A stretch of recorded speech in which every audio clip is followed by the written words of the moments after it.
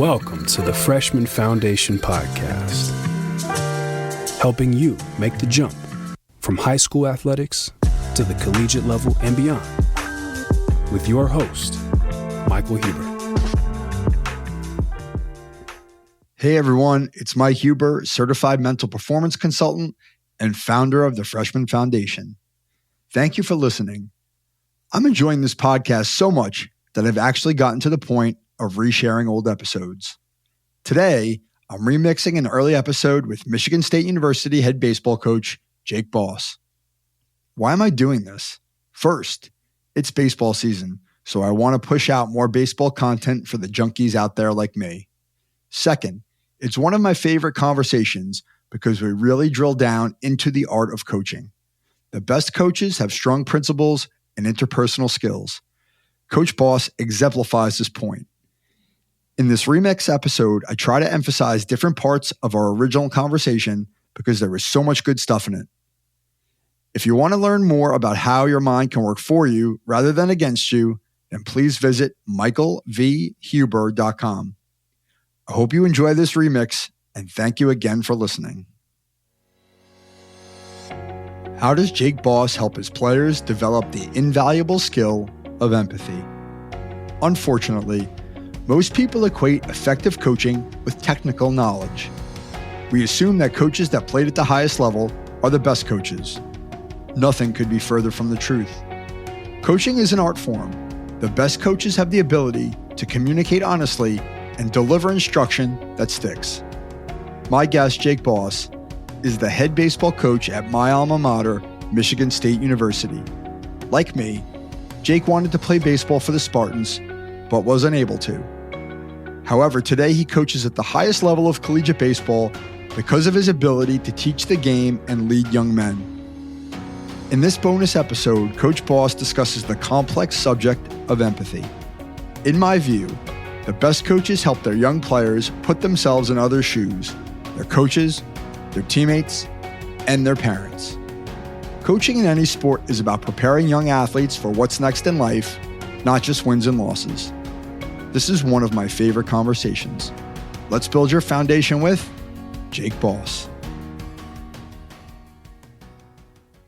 Hey everyone, I'm Mike Huber, founder and CEO of the Freshman Foundation. Welcome to the Freshman Foundation Podcast, a podcast specifically geared to understanding the transition from high school to college athletics. My guest today is Jake Boss, head baseball coach at my dear alma mater, Michigan State University. Coach Boss has compiled 342 wins over 11 seasons in East Lansing, which represent the most wins over a 12-year span in program history. Coach Boss is responsible for 5 of the 10 winningest seasons in Michigan State baseball history. Please welcome Coach Jake Boss to the podcast. Coach, how are you today? I'm doing great, Mike. Good to see you. Thanks for having me. Thanks for coming on, and it's good to see you too. So how are things in East Lansing or thereabouts today? Yeah, well, things are good. You know, the sun is shining. It's about 30 degrees, and it's been a kind of a mild off season so far. So, yeah, it's finals week here at Michigan State, so all our guys are finishing up this week, and then Christmas break starts, and we'll be at it here before you know it, back again in January. Excellent. Yeah, hopefully things start to get back to normal in 2021. I know everybody's looking forward to a fresh start. So maybe just to start, can you talk about the impact that COVID and the current situation has had on the baseball program there at Michigan State? Yeah, well, obviously, Mike, it's been a crazy year, not only for us, but obviously for everybody. And I go back to March 11th, we were 9-6 at the time and playing pretty good baseball. And we were getting ready to get on a bus to go down to Terre Haute, Indiana for the weekend to play Indiana State in a non-conference series. And, got the call that the series, first of all, was canceled. And then, very shortly, within about an hour, the rest of the season was canceled. And that was one of the tougher meetings that I've had to lead as a coach, because we didn't have any other information other than that, and didn't know at the time that our seniors would get the year back eligibility-wise and all of that. So thankfully, we took it. The message to our guys was basically, control what you can control, and we can only control how we react to it. And there's got to be some type of good eventually that'll come out of this, And so our guys really did a nice job. I think, first of all, in the classroom, we finished with the highest grade point average that we've ever had here. And to finish up a semester like that is pretty impressive, in my opinion.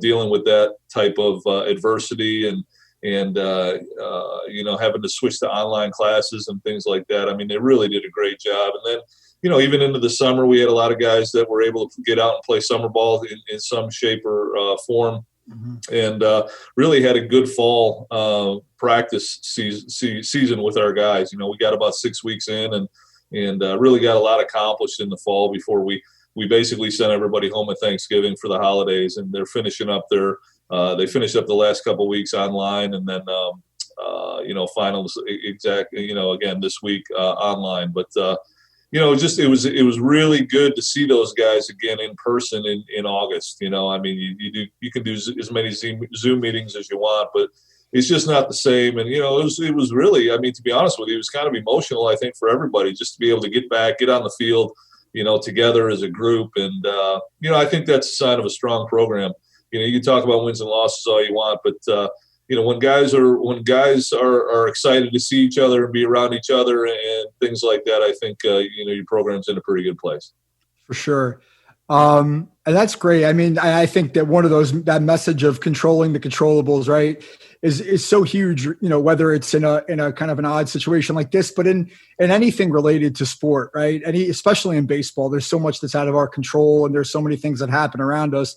To be able to keep the emphasis on what we can do to make things better and what we can learn from a situation is always, at least in my view, a positive thing. But since we're talking about this high school to college transition, can you talk specifically about the effect you think this fall, the kind of situation the fall season has had on your freshmen? Yeah, well, I mean, there were some concerns, I think, for the freshmen coming in, especially with the seniors coming back. And the concern was, well, what's going to happen to me with my spot and and all of that. And mm-hmm. I understand that everybody wants to play right away, but at the same time, I think it really has helped our ball club because I think that competition can be very, very healthy. Again, I think it goes back to what we just said: control what you can control. As a freshman, I think you're used to being the best guy on your team. Basically, probably the majority of your life, and then you get to college. And you're playing with a bunch of guys that are in the same spot as you, and only 9 of them can play. And so, there are guys that it just creates a lot of competition. And I think when you handle that competition the right way, it makes you better. It makes the team better. I think there's a lot of growth that comes from that. And I think it can be difficult for freshmen early on. I mean, your head is spinning those first couple of weeks because not only are you 18 years old playing against guys that are 22 and even 23 years old sometimes, but everything is just faster. It's the breaking balls are tighter. The game moves faster. And, it's one of those things where you better catch up quick or you're going to get left behind. And most guys do a nice job with that transition. Some guys struggle with it. And, I think the guys that struggle with it, we really try to help them slow things down a little bit, understand that they've got a long career, here. It's a 4-year career, and there's really plenty of time. At the same time, there are things you can do that you're going to need to do to get caught up here, And so understanding that a team of 35 guys, again, can only have 9 on the field is a different concept for those guys coming in. And, you really need to work. You need to put in that time and that effort, which some guys may not have necessarily had to do before because they've just been able to rely on their talent. And it was just amplified, I think, this year going into the fall with, last year's seniors coming back for the next year. So great opportunity to learn, though. Again, great opportunity to control their game. And the quicker they understand that they control what they control. You can't control what that 50-year senior is doing, and you're certainly not going to cheer against them. because we all want the same thing. We all want the same goal. And this isn't pro baseball. And so this is probably the last team that our guys are going to play on, whether they go play pro ball or not. Because when you get into pro ball, we have a bunch of guys that come back every off season to work out. And they say, it's just so much different because, you're in it for yourself at that point. You're trying to move up to the next level. And if the guy who's playing that day ahead of you goes 0 for 4, in the back of your mind, you're kind of happy about that, because that could open a door for you. So, the focus is about, Michigan State baseball and what you can do in your role to help us be better. Yeah. I mean, there's a lot there that I could kind of go with, but, I think we're going to talk a lot about that transition from high school to college, and that's kind of the purpose of this. But I want to ask you, because I think I said this to you at some point, while we were kind of talking about setting this up, is, I'm as an alum, right? And as a baseball guy, I didn't play baseball at Michigan State. I tried to walk on, but I've always played baseball. I've always coached baseball. It's very nice for me to see that the baseball program at Michigan State is a priority, that you've created a winning culture, that things are really kind of building, right? And you've taken a lot of pride in that. Can you just talk about some of the things that you've tried to instill in the players and the program there that have sort of led to the success that you've had? Yeah, Mike, when we first got here, 13 years ago now, I think it is, which is hard to believe. Time goes fast. But, when we first got here, we just, I remember meeting with our staff, before the players got back to campus and doing the research that we had done and talking to the people that we have talked to. I think it was very apparent to us that we just needed to love on our guys a little bit. We needed to make sure that they understood that, we're here for them. And really every cliche applies, there's a million of them, but they're cliches for a reason. Right. But our director of admissions at the time, who's a baseball alum, we had him come in to meet with a recruit, and he told a story, ironically, I guess, about Archimedes, a famous, or off of a quote from Archimedes, who's a famous Greek mathematician, I guess. And Archimedes' quote was, "Give me a place to stand and I can move the world." And we really kind of took that and kind of adopted that, stole it, for lack of a better term, to what our philosophy was when we first got here. We just felt like we needed to give our guys a place to stand. And we wanted to give them ownership of the program. We wanted our leaders, to take ownership of the program. And, again, our basketball coach is the best there is, in my opinion. And, Coach Izzo always says a player-coach team is going to be better than a coach-coach team. And so we tried to, again, give our older guys and our leaders a lot of ownership and a lot of responsibility. And the one thing where we really thought, it's starting to happen here. We had a good first year, but ironically, of all places, we noticed it in the weight room. I think, in prior years, there was a lot of maybe complaining about the weight room of some of the workouts that they were doing. And, guys had different ideas about what to do. And, this isn't good for my body, or this is good for my body, and, things like that. And, I just told our leaders, I said, you need to fix this. We need a culture where we're going to get in and we're going to work hard. You may not, if you don't agree with it, you need to start asking some questions and understand why the people that are smarter than you are putting these workouts together. And so communicate and things like that. And, we saw a switch fairly quickly. And the culture really kind of started there in the weight room that, we understand what hard work is now. We understand that people are here to help us. And when that buy-in started to happen with the older guys, that carried over into the next year. And on the field, we had kind of a frustrating year. The next year wasn't great, but it was still building. And then in year 3, we were able to win a championship, and the first one since the 70s, and it was all part of that culture that started really that first year, and I think started in the weight room during fall baseball. And, so again, it was just part of trying to create that culture of, we're here for you. We want to give you a place to stand so that, you have the opportunity to feel like you can rule the world. And then at that point, we really tried to stress, 3 different, I guess, pillars to our program. And I was fortunate to sit in a workshop with young business leaders in the capital area here in Michigan, in the Lansing area. And the thing that kept coming back from business leaders from across the city was discipline, passion, and detail. And those were the three things that I kept hearing from, unsolicited from all these different people. And so we kind of brought that back and put that into our program, as well. And if we can have great discipline, off the field, with our work habits, with our study habits, with our how we treat our body, with our sleep, what we do on the weekends, we have great discipline.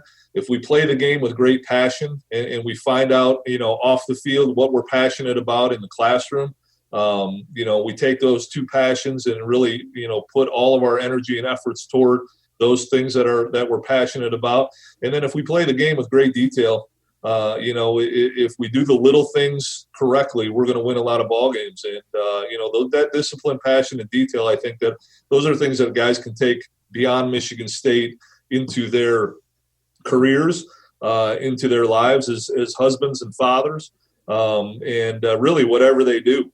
And so, again, it's just another way for us, I think, to try to breathe into these guys a little bit. Yeah. No, I love that. I mean, I think that's really important that you have leaders within the program at the player level that can carry that message, right? Because if your more experienced players are not heeding that message, if they're not doing what you're asking them to do, then how could the younger players, they're just not an example for them to follow. And I think that's critical. I'm curious though, since that time, 10 years ago, since you kind of first came in, have you seen an evolution in the high school players coming into the program in terms of weight training? And because, obviously the game has become more sophisticated, early specialization, training, those things, the kids are getting more coaching and instruction earlier, I think now. Have you seen an evolution in the freshmen and coming into the program? Yeah, I think so. I think the freshmen are a little bit more aware of especially the metrics. And so I think that can be good. I also think that can be bad. We had a young man a number of years ago that, as an example, we usually run the 60-yard dash at some point in the fall. And he ran okay. It was a sub-7 60-yard dash, but the last time he ran it, in the summer or whatever workout he was at, it was like a 6.6, and he just couldn't understand why he didn't run a 6.6. And his question to me, well, was that laser time? Did we laser time it, or was it just off the stopwatch? And I kind of looked at him the same way you just looked at me. I said, well, what difference does it make? This is what the watch says. This is what, the 20 other watches that are around here on Scout Day all say the same thing. This is what the 60 time is. And so, I think there's got to be a fine line of awareness between, okay, what are the metrics that everybody's teaching in the off season and things like that. And I understand a lot of those bells and whistles, are pretty important to a lot of people. I also think, I can appreciate the guys that are running the indoor facilities and wanting to stay on top of the technology and present the newest and latest and, glitziest maybe way to teach the game. But at the same time, from my perspective, you have to be able to go out and play. And bat speed is great. And if you have a bat speed of 100 miles an hour, that's great. That bat speed at 100 miles an hour doesn't mean a whole lot if you can't make contact with the baseball, So I think there's a fine line between the two. And certainly, again, our freshmen are coming in probably playing, being more experienced. These kids are playing all over the country, now and playing against, kids from all four corners of the continent, really, to be honest with you. Mm-hmm. And so that experience, I think, is great. Again, a lot of the metrics, I think they're more knowledgeable, probably, and more maybe self-aware, or they feel like they're more self-aware than maybe 10 years ago. At the same time, the game hasn't changed. And for all the metrics and all the things that are evolving and developing and things like that, at its core, the game remains the same. And you still got to be able to get them on, get them over, get them in type of thing. And so, again, I think trying to find that balance of taking the skill and making it playable is the challenge, I think, in today's game, I think. Yeah. I was watching a short clip before we came on of an interview you did. It was a few years ago, I guess, but you talked about, the things that you expect, playing hard and being proactive, right? In terms of the types of recruits that you want to bring in, kids who are kind of reaching out to you, they're giving you good information, they're being aggressive in the process. They're always playing hard because you never know when someone's watching, right? Like all those things resonate with me. Like, is that kind of still the philosophy, or is that your philosophy as a program in terms of the types of kids that you're looking for at the high school level to bring in? Oh, for sure. I think those guys that play the game the right way all the time are the guys that I don't have to be concerned about off the field either. I think I can trust those guys to get their work done academically. And, don't get me wrong, I'm not asking every guy to be a 4.0 student. Right. If you're a 2.5 and you've busted your tail and you've done everything that you possibly can and worked extremely hard and you get a 2.5 grade point average, I'm just as happy with that, as I am with the guy that works that hard and gets a 4 point. Now, the problem I'm going to have is if you're a 4.0 student and you don't work very hard and you get a 3 point, now I got a problem because you're not getting the best out of your ability. And so, those guys that play the game the right way all the time, we'll go compete with those guys, anytime, anywhere. And I think it speaks to, the discipline, passion, and detail that we talk to our guys about, all the time. I think, playing hard regardless of the score, regardless of the outcome, those guys that run hard from home to first on a, one hopper to the third baseman, that's a laser and they're thrown out by, 30 feet. Those guys that run hard through the bag, I think that's important. That means a lot.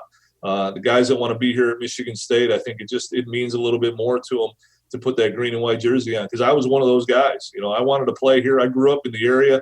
I'd have given my left arm to play at Michigan State, and it just wasn't good enough. And that's part of it too. I found a place to play and had a good career, and fortunately, I'm able to live out a dream, right now. But you have to be able to. I think we try to take that type of, I guess, for lack of a better term, blue collar mentality, sure.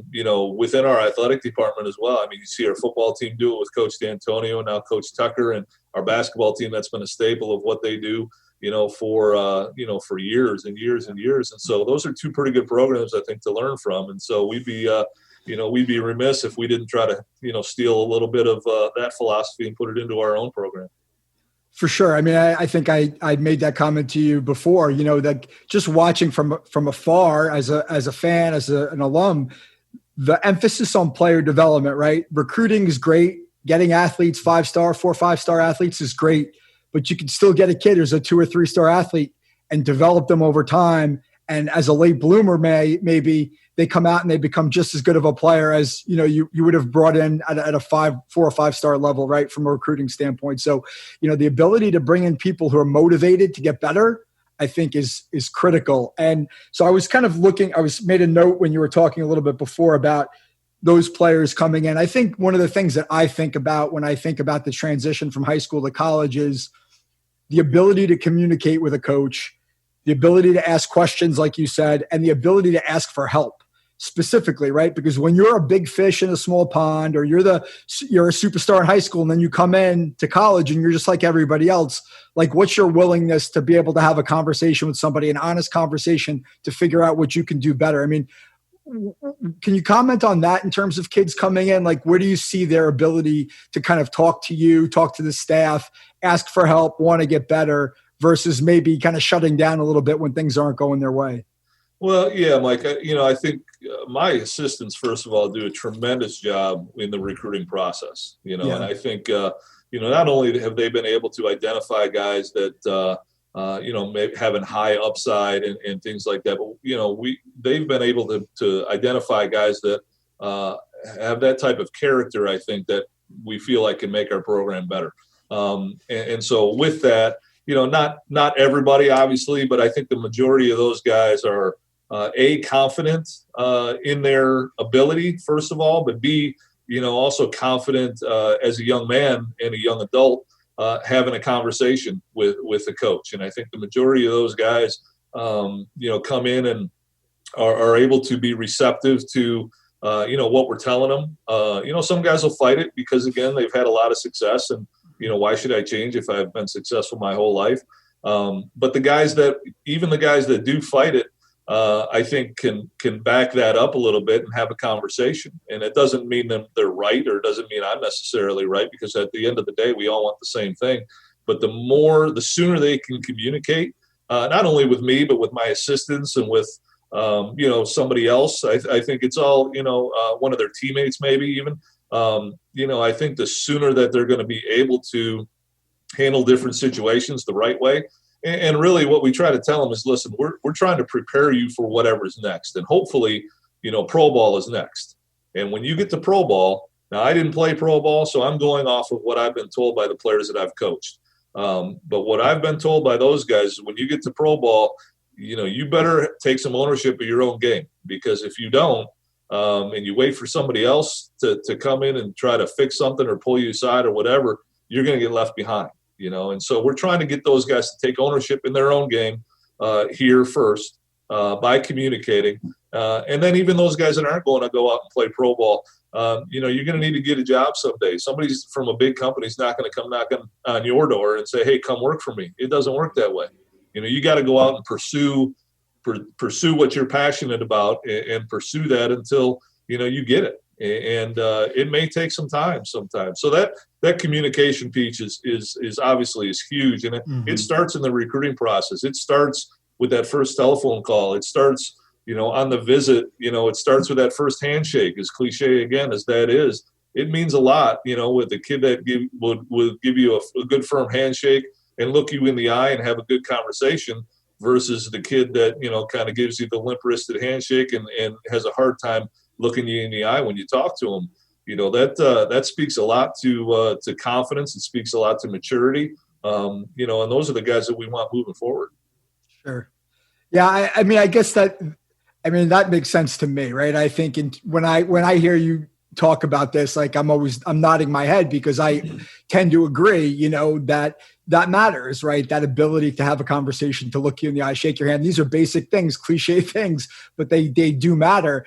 So I'm always curious, as a kind of a follow on there. So tell me about your experience with parents these days, because that's obviously a topic of conversation out there, in terms of expecting a young man to take ownership of the recruiting process and of their performance and their school and all those things.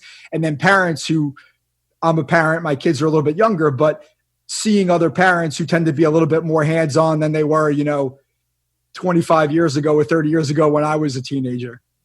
Yeah, well, we've asked our parents, that my job is not to be the parent when your son's here on campus. Now, my job is maybe to be a representation of the parent, and I'm going to back you, as parent, I'm going to back you up with the way that you raise your son. And as a coach, I would expect the same in reverse from our parents. I don't need you to be the coach. You send your son to Michigan State for me and my staff to coach him. Let us coach him and trust that what we're doing is in the best interest of the program first, and then your son second. And, I'm a parent as well. And I've got 3 kids of my own, 2 of which are playing, intercollegiate athletics at Division III schools. I don't know the first thing about volleyball. My daughter plays volleyball and softball. I don't know the first thing about volleyball. But I can tell you, when my daughter is not on the court, I want to know why she's not on the court. And that can be difficult sometimes. And the one thing that this job has really taught me is I need to trust that coach is doing what's in the best interest of that team first. And my daughter's having a great experience and wouldn't trade it for anything. But it's not easy to watch your kid not play, and we've had some tough conversations where, well, if you're not playing and you feel like you should be, then A, you need to go in and have a conversation, but B, maybe you need to practice better. She works hard, but, maybe there's some things that in practice she needs to do better. And just, for the lack of, for the lack of a better term, I guess you just need to go out and play better, and help your team in whatever way you can. And so I get that as a parent. I get it now probably more than ever. But at the same time, again, I'll be, our phone lines are always open. Our doors are always open. The lines of communication are always open. And I just ask our parents if there are any problems, questions, concerns that you have, feel free to call me, and I really kind of took that from Coach Izzo, to be quite honest with you. We had a conversation maybe after my second year here, where I was kind of complaining to him about some parents that I thought were over involved or whatever. And, my kids were younger at the time, and he stopped me dead in my tracks. And he says, you gotta understand where they're coming from. And I had never taken that into consideration at all. And now, as an older parent, it's easier for me to do that. But back then, when I didn't have kids that old, I didn't really want to see where they were coming from. And so that's really, things like that have really helped me, I think. And I think it's helped our team as well. It helps keep the lines of communication open. And our players know they're always going to get an honest answer out of me. Now, they may not like that answer. I'm certainly not going to rub their nose in it and, be degrading or demeaning to them. But at the same time, they need to hear the truth. And our parents are the same way. And so, we just try to deal with honest, open communication like that. And most people embrace it. Some don't. But again, that goes back to control what you can control. I can't control what anybody else is thinking about the decisions that I make for our team. I need to do what's best for our team and, first, and that's the priority. Yeah. A lot of the kids that I work with, whether it's individually or on staff as a mental performance coach, one thing I try to talk to them about a lot is empathy, right? Put yourself in coach's shoes. You've got 9 spots in baseball and 25 guys on the roster. Well, do the math. Like, you can't play 25 guys. You can only play a certain number of guys. There's a reason why. Now, if you don't like that you're not playing, to your point, what can you control? Your effort on the field. Maybe you could do something differently, work harder, or you can go to coach and say, hey, like, what's going on? Why aren't I playing? But it's not personal. They're not doing it to you personally. I worked with a coach who's a head coach at a high school here in New Jersey. And he always says to me, he goes, the kids that I never put on the field are the kids I probably like the best. Right. So if I don't play you, it's not because I don't like you. It's because I've got to make a decision. And I think a lot of kids just revert back to, there's something wrong with me. He doesn't like me. And that's not it. Right. And I think that's a hard job to be a coach and to have to make those tough decisions for a program where you have to have everybody's interest at heart. Well, empathy is really tough, Mike. I mean, that's there is no question about that, especially in the age of immediate gratification and immediate satisfaction. And, you look at your cell phone, you look at social media, you look at how, we just get everything that we get is just such immediate feedback. Mm-hmm. And it's all, get geared toward me. I mean, I'm on my cell phone because this is what I want to see. And this is what, social media, I want to post this because these are, I want to get this amount of likes for me and things like that. And it's so difficult. And I'm guilty of it myself. I think we all are, putting yourself in somebody else's shoes. And we address that immediately in our program. When something happens to your, teammate doesn't play well, strikes out, whatever, I think having a little empathy for him, and the older guys, especially, taking that young kid underneath his wing and saying, listen, this is what happened. This is why it happened. These are some of the changes you need to make, because let's not forget, you as a senior, you were a freshman once too, so what that guy's going through. So it's a little bit easier maybe for him to put himself into his shoes, into that freshman's shoes. It's not their job. It's not necessarily – that's a tough ask for the player to put themselves in the coach's shoes. But that's something that we challenge them to do. We have our guys evaluate the entire team at the end of the fall. It's done anonymously. So Jimmy doesn't know who Billy voted for and vice versa. But at the same time, I want them to start thinking – from my perspective, and okay, these are the guys that should play. All right. And, be ready to be able to justify why, okay, you think you should be playing over him. Well, why? What leads you to believe that? Just because you want to play? Well, that doesn't work that way. Let's take a look at it objectively. Mm-hmm. And so just to get them to start thinking a little bit differently, that's a tough thing. But I think the sooner they can realize that, I think the better off they'll be as people, and the better off our program will be as a whole. Yeah, right. And all you can do as the coach is deliver the message and, demonstrate the behavior that you want them to exhibit. And if a kid doesn't buy into it right away, like, what are you going to do about that, right? You can't make them change. Obviously, there are things you could do to maybe kind of incentivize or punish behavior, right, at the end of the day. But if they don't want to change it and they don't want to put themselves in a better position to succeed, like, you can't make them do it, right? Well, and at that point, again, they're at a crossroads, I think, at that point, because the ultimate motivator is playing time. You can think the coach likes you. You can think the coach doesn't like you, right? Whatever. But, that opinion, I've never met a coach that is going to put a group of 9 guys out there that he doesn't think are the 9 guys that are going to help him win that day. Right. And so, the player can always say, well, coach doesn't like me and that's why I'm not playing. I don't necessarily buy into that because each coach wants to win. I think that's part of it's not the reason you do it, I don't think. But, when you compete, if you're a competitor, you want to go out and win that game. And I'm going to put the guys out there that I think are going to help us win that game. Yeah. And so, again, it goes back to empathy, and putting yourself in somebody else's shoes for sure. And again, at that point, you have a decision to make. But that's where communication becomes so important. If you don't like it, you need to go communicate. And the door is always open. And we, have guys in here in the office here all the time. And I know they feel a lot better after they leave because now it's all out there on the open. And we've kind of given them the roadmap. This is what you need to do to get onto the field. If you're not happy with where you're at, this is the roadmap to do it. Now the ball's in your court. Yep.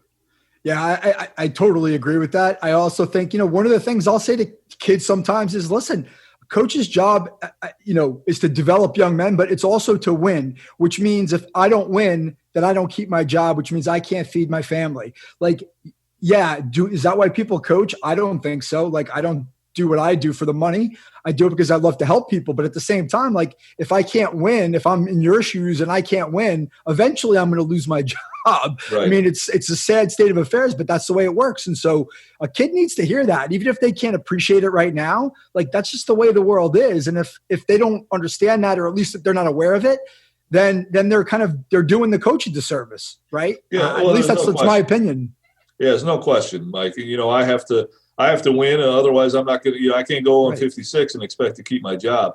At the same time, I think our guys know that it's not a win at all costs type of thing. I mean, there are certain expectations for our program, and if those aren't met, I don't care who you are. There's going to be some consequences and repercussions, and so you can't go out and handle yourself like a knucklehead and expect to be in the lineup the next day. When you do things that embarrass the program. Again, there are standards that we have for our program, and I think that helps our guys understand that it is a privilege to play at this level. To play at any level, I think, is a privilege, and you have a responsibility to handle yourself a certain way because you need to understand who you represent. And we talk about that to our guys all the time. You may think you represent Michigan State, the baseball program, and you do, but think about who else you represent. You represent our athletic director, or you represent our entire department. You represent the president of our university and, the 50-some thousand students that go to Michigan State University. You represent me personally and my family and my assistants and their families. You represent your family, your high school coach and his family. You represent your entire high school. And so there's a lot of people that you represent. And so, I think, again, when they finally, most guys have a pretty good understanding of that when they get here. The ones that don't, it's my job to educate them. Yeah. I want to go back to something you mentioned a little while ago, which is social media, right? I'm sure that it plays a big role in the recruiting process in terms of, kids wanting to get that acknowledgement, the gratification of getting offers or kind of talking about, kind of the interest that they have. And then certainly as a coach, when you have players in the program about what they're posting on social media, can you talk about some of the challenges you see with that, or maybe some of the good things you see that come out of it?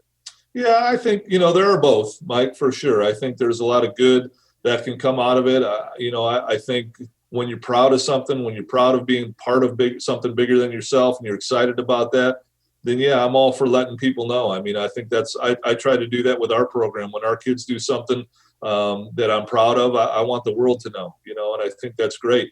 I think, even promoting yourself on social media, I think I don't think there's anything wrong with that. I agree. I think we have a couple rules in our program that we don't talk about any other program but ours.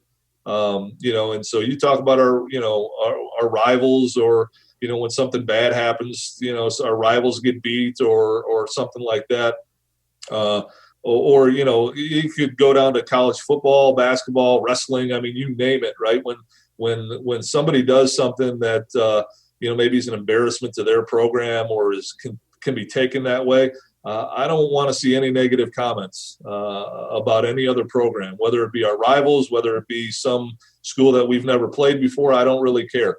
We're going to post positive things about our program, and I don't want to see anything about anybody else's program, because I think that can open the door to a lot of issues. And I think, again, when we're talking about social media, when we're talking, it's a window into who you are, and I'm proud to be at Michigan State. There's nowhere else I would rather be. And so, when we're talking about social media, if we're so concerned about what this school is doing, that means we're not as concerned about what we're doing, which is a problem. And so I want the focus to be on us. I want our focus to be on us and what we do and what we're doing to get better across the board in athletics. When our basketball program wins, tweet it out that we're the best, basketball program in the country. That's fine, because I believe that, and I know our players believe that. Same with football, whatever. But it's got to be about us. We take that same approach into the dugout when we play. I don't want to hear any chirping. I don't want to hear anybody saying anything about the other team or to the other team, because that's not what we can control. We control our team, and we're gonna be enthusiastic for things that happen on our side. We're going to do it with class. I'm not trying to rub anybody's nose in it, but I think if you come and watch us play, you'll see a team that plays the game the right way, and I'm proud of that. Yeah. Yeah, I think one of the things I see with high school kids is they're really aware of what other kids are doing, right? Like, oh, so-and-so hit, 90 on the radar gun. So-and-so had this X velocity. So-and-so is doing this, that, and the other thing. And when they show up to a game to play those kids, they're more focused on what they're doing across the way than what they're actually doing, right? They're looking across, they're watching them warm up. They're like, what does that have to do? I'm very diligent about pointing out that has nothing to do with you. You go out there and focus on your game. And I agree with that approach, because when we get caught up in what other people are doing, we compare ourselves. We could very easily lose our mental edge because we're too concerned about, what we're not or what we're not doing or who's better than us. Doesn't matter. Right. So I guess that leads me to my next question is, can you talk about, what elements of the mental game you as a staff are incorporating, like what you try to do with your players on a day-to-day basis in terms of them sharpening the mental side of baseball? Yeah, we organize practice in a way that it moves fast. We go from one thing to the next And for young guys, again, those first couple of weeks, their heads are spinning. And I think, part of it is just the pace of it. But part of it is the mental piece of it too, that, they're not used to that, bouncing from one thing to the next. I think they feel some pressure that, there are a lot of, they're playing against, again, guys that are 22, 23 years old, when really it just needs to be about playing the game. And so, we'll turn the music up on them in different situations during practice, during batting practice, during fly ball priority to force them to communicate a little bit louder and, things like that. And eventually they start to slow the game down a little bit.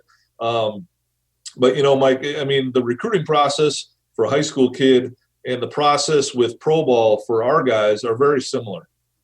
I think it's we get guys that want to go out and try to light up a radar gun to impress somebody sitting behind the stands. The focus kind of shifts from what we're doing to play for Michigan State in some instances to, well, did I play well enough to get myself noticed by these pro guys and get drafted? And the sooner that our guys realize and understand the idea that the better we play as a team, the better and more opportunities you're going to have as an individual, the sooner that, everybody just kind of tends to relax a little bit. Mm-hmm. We had a kid a number of years ago that got up to AAA with a couple different organizations. And here, his junior year was really, the stuff was good and he was missing a lot of barrels, but just couldn't seem to avoid, the big inning. And it would be to a point where, start maybe the second time through the lineup, everything was starting to flatten out a little bit, and he was just starting to get knocked around. I think that was one of his focus. He was really trying he had somebody in his ear telling him he had to strike more guys out, which we had a problem with to begin with, and so again, I think who you listen to is very, very important. We went down and we played an SEC opponent, and the kid threw a 3-hit shutout, and really at that point was more resigned to the fact that, okay, I'm just going to throw the ball to the glove, and whatever happens, happens. And it was the best outing of his career, and he turned himself into a 7th-round draft pick and had a pretty good pro career and was knocking on the door to the big leagues. And I think that was a turning point for him, where he just said, all right, I'm not going to throw to that radar gun anymore. I'm going to throw it to the glove, and I'm going to trust in my ability and just let it happen. And again, it goes back to control what you can control. Yeah. You can't control what somebody's opinion of you is. You can control how hard you play. You can control, everything leading up to, when the ball leaves the hand. Once the ball leaves the hand, there's nothing you can do about it anymore. And so I think that was a good learning point, learning experience for our guy. And it can be difficult. I think control is a big thing that we all want. Yeah. Again, I'm not I don't necessarily care for the phrase trust the process, because everybody talks about the process, and I'm racking my brain to come up with a different way to say it, but I can't. And it's true. I mean, it's, that process of you getting to that point is what is most important. And that is that's your backbone. That's your, all the hours that you spent working and studying and all of that leads to that point where you're, in the heat of the moment and how you play. And so at that point, you have to go out and play, and whatever, whoever has whatever opinion really shouldn't matter. Just go out and play the game. Right. Yeah. I mean, listen, I use process all the time, and I think it is a little trite, but the other word, I was trying to think of something while you were talking. I think execution kind of comes to mind, right? You could execute a pitch, right? You can make a sharp pitch, or you can make a good swing and hit the ball right at somebody, or somebody's just better at that given moment. It doesn't mean you didn't make a good pitch. It means you got beat. That's different. You got beat because the guy on the other end was better, but it doesn't mean you didn't make a good pitch or a good play. So I think a lot of times just any athlete struggles with that, because so much of the feedback we get is results driven, right? That's why it's such a great game. That's why it's such a great game. I mean, you can make a great pitch and put it where you want to, and and somebody can, hit it the other way for a double, but I think that's where, my job is to help these guys understand. And it's the same thing that we tell recruits and we tell high school coaches. Listen, you can go 4 for 4 and I don't want you. Or you could go 0 for 4 and I could call you that night with a scholarship offer.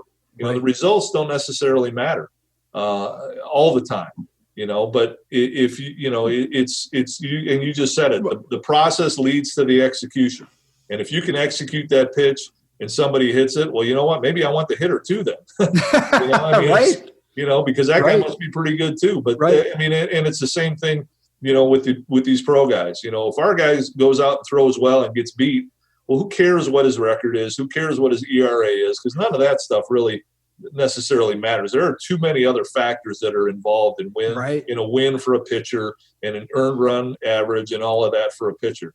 You go out and execute your pitch, good things are going to happen. Absolutely. Absolutely. And like, it was funny. One of the things I love about being in a dugout, particularly with young people too, is like you can kind of just pay attention to what's going on. And some kids, when something bad happens, they'll get bad mouthy, right? They'll say like, oh, F that guy, or do this. And then the kids who really love baseball go, man, that was a pretty good swing right there. That was a really good pitch. And he put a barrel on it, right? Like, that's how you love the game, right? Like, you watch it and you go, man, that's really hard to do. And that guy just did a good job and he beat us and I tip my cap. Like, I love that about baseball, right? Just to watch somebody do something really special and say, hey, how am I going to get him back now? We lost that inning. How do we get the next one back? I talk to kids about that all the time. Win an inning, win an at bat, win a pitch. Not like, hey, I got to win the game. It's too far away. Well, for sure. And I think that shows a lot of maturity. And the more kids you have like that on your team, I think the more you're going to end up winning. Because I think those guys are learning as well, while they're playing. Like, that kid, what a great at bat that he just had. Well, they're obviously their mind is is racing to, well, okay, what made that a great at bat, as opposed to the guy that, like you said, well, I mean, I can't believe that he did that. And, the guy that gets upset about it. I'm not saying you have to like it, but at the same time, I think you have to learn from it. You have to be a student of the game, I think, whenever we play. And, I think that's one of the things that really is a big transition for maybe young guys when they get to the college level, is separating that type of game. The success and the failure, they're both going to happen. But what did we learn? Maybe I struck out on 3 pitches. Well, there was a 3-pitch sequence, or maybe I had a 6-pitch at bat and ended up striking out. Well, what was the sequence of pitches in that at bat? Because I can use that information in my next at bat. What did I learn about that at bat? Okay, if I had a good at bat, 6-7 pitch at bat, but I ended up striking out, the guy that comes back to the dugout, and is throwing the bat and the helmet because he struck out hasn't learned a thing, which means it's going to happen again. As opposed to the guy that understands, well, again, you don't have to be happy about striking out, but you better take that information that you just had, was just presented to you, learn from it so that it doesn't happen again on the next at-bat. And those are the guys that you want to have on your ball club. Absolutely. And the flip side of that, too, is having teammates in the dugout who can recognize a good at-bat and still have a 7 or 8 pitch, strikeout at-bat where you're fouling off pitches and you're right on the guy and you just get beat by one. And when he comes back to the dugout, you tap him on the head and say, hey, that's a great at-bat. Don't sweat it. Get it next time, right? That's right. It's really important. So, absolutely. I mean, we're running up on time here, so I don't want to keep you, past another 5 minutes or so. But to kind of close it out, if you had to give one suggestion to high school athletes who are looking to play college, and one suggestion to parents who are those athletes, guardians, like what would you suggest, to both of those groups? Well, to the player, I mean, I think it's pretty easy, and you may be looking for a more technical answer or whatever, but maybe I'm more of an old school guy, but I think play hard all the time. Your ability is going to speak for itself. Some guys have been blessed with a lot of ability. Some guys have been blessed with marginal ability. You can't fake that, right? Guys like me, it's my job to kind of decipher that. It's our staff's, job to decipher what kind of ability and where we see that, how we see that playing out down the road. Your job as a player is to play as hard as you can all the time. And we tell our guys the same thing. We want to take that same approach with professional scouts. We have a sign in our hitting building as you walk out. It's the last thing our guys see before they walk out onto that field. And the sign is it's pretty simple. It says, impress somebody today. And that's how we want to go about our business. We want to be impressive. As somebody's going to see you play. We say it all the time to our kids. Somebody's going to see you play for the very first time, every time you play the game. And it could be somebody's mom. It could be somebody's grandfather. It could be a pro scout. Who knows? I mean, somebody, though, is going to see you play every time you play the game. Your job is to leave a lasting, positive impression on that person. Like, hey, man, that number 12, I don't know who that kid is, but that kid stood out in a good way. I think that's what our job is. Whether you go 4 for 4, you can go 4 for 4 and go completely unnoticed. And you can go 0 for 4, and people will leave the field talking about you, both in a good way and a bad way. So we got to make sure that we stand out in a positive way. And I would say to parents, love and support your student athlete. That's your job. Let the coach do the coaching, okay? If you feel, yelling at the umpire, I think is one thing. But for me, I played for my dad, okay, in high school, so I was kind of used to that. My dad was very vocal, right? But if it came from my mom in the stands, I was the most embarrassed person out there. And I think a lot of kids feel that way. When mom and dad start chirping at the umpire and start chirping at the other team and other kids' players and things like that, the more emotional I think you get, the more negative emotion you show, I think, as a parent, the more it embarrasses your player and your son. So your job, again, is to love your son, support your son, and be there for him, both in the successes and in the failures. I think your job when they fail, for my kids, if they ever had a game where there was a lack of effort, that's when I would have a problem. And that would be the conversation in the car on the way home. That would not be me yelling at them from the bleachers onto the field, right? That would be the conversation between the two of us on the way home. And that's why this is a problem, okay? Apart from that, again, I think your job is to love and support your kid. and let them play the game. Let them have a good time playing the game. It's great advice. Coach, thank you so much for taking the time to talk to me. I love it. I could talk all day about baseball, but unfortunately we don't have all day. But I just want to thank you so much for coming on here today and sharing some thoughts. Well, I appreciate it, Mike. Thanks for having me. And I love that sweatshirt, man. I'm going to have to get one of those. Thank you. I'm enjoying it. All right. Well, I hope you and your family have a great holiday. Likewise. Thank you. Thanks, Coach. So, what was your biggest takeaway from my conversation with Jake Boss? For me, it's that teaching empathy for others is a staple of good coaching. Athletes may not always like their coaches or the things they do. However, being able to appreciate why coaches do what they do is critical to forging a trusting and constructive relationship between coach and player. My suggestion to young athletes is simply to keep an open mind. Keeping an open mind is fully within your control. You may not like the things that others say or do, but keeping an open mind will give you the opportunity to learn something new that will make you a better athlete and, more importantly, a better person. I want to thank Jake for his kind generosity and the wisdom he shared with the Freshman Foundation community. To learn more about how mental performance coaching can help your mind work for you rather than against you, visit michaelvhuber.com. Thanks for listening. We'll see you back in 2 weeks, ready to get better.